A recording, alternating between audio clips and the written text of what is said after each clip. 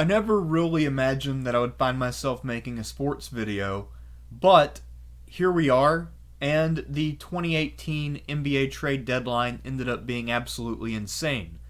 And the reason why I'm making this video is because I feel like the vast majority of the media coverage surrounding it, and in particular surrounding LeBron James's role in that whole thing, is more or less completely off.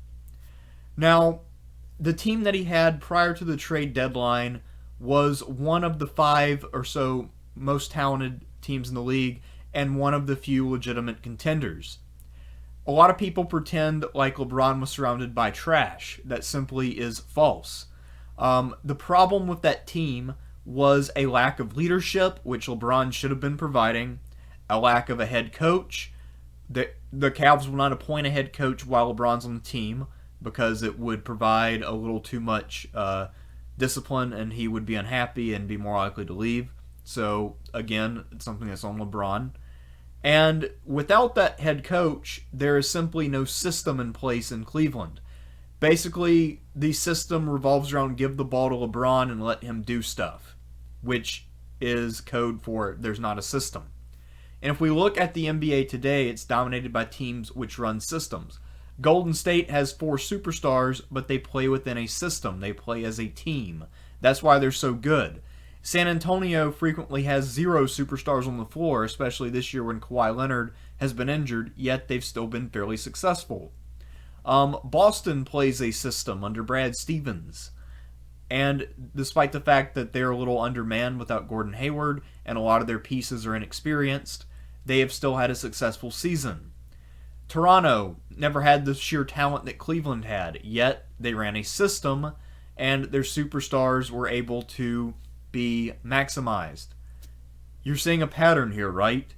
Had LeBron actually been a leader, the trade itself for Clarkson, Nance, Hood, and who's the other guy? George Hill would have been unnecessary.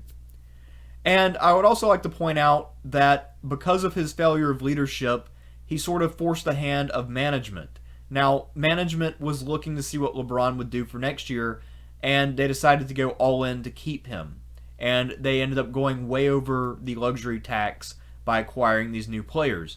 But really, one of the stories that is being massively downplayed is how profoundly fucked many of LeBron's teammates were when they were traded away.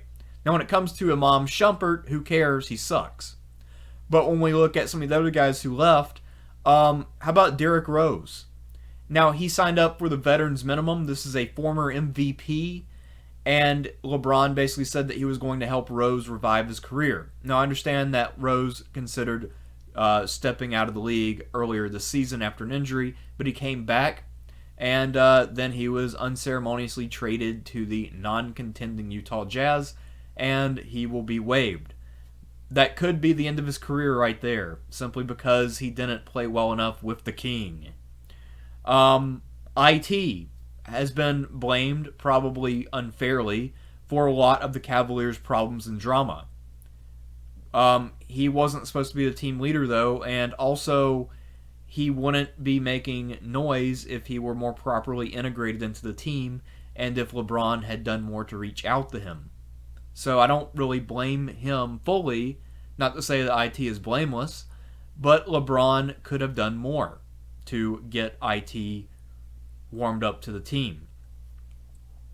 I've also heard people try to blame Dwayne Wade for the team's chemistry issues. The idea being that when Wade arrived, then all of LeBron's other friendships became secondary and largely irrelevant, and everyone was jealous of Dwayne Wade. Again, that's not a problem with Dwayne Wade. That would be a problem with LeBron acting a certain way towards Wade as opposed to other people. Also, why did J.R. Smith never really get a lot of heat for complaining about possibly losing his starting job to Wade? And why wasn't LBJ able to sort out that issue? Or Tyronn Lue, who again is, the titular head coach. It looks like Wade had to be the adult in the room and cede a starting job to an inferior player to salvage JR's ego.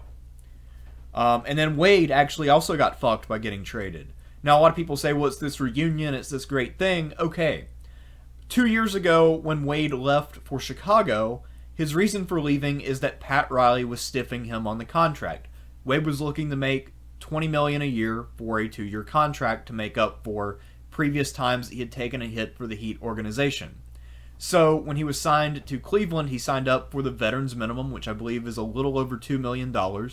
And now he is traded back to Pat Riley, who gets to have Wade on his team for 1/10 of what Wade was trying to sell himself for 2 years ago. So that's kind of crazy. Another person who's a victim of all this is Jay Crowder. Now, Crowder had been dealing with some off-season issues. His mother had died. He was a little out of shape. And when their defense wasn't all that it was cracked up to be, a lot of people blamed Jay Crowder. Now, he, again, is partly guilty, but why is there so much focus on Jay Crowder? The Cavs, according to a lot of their players, don't really hold practices.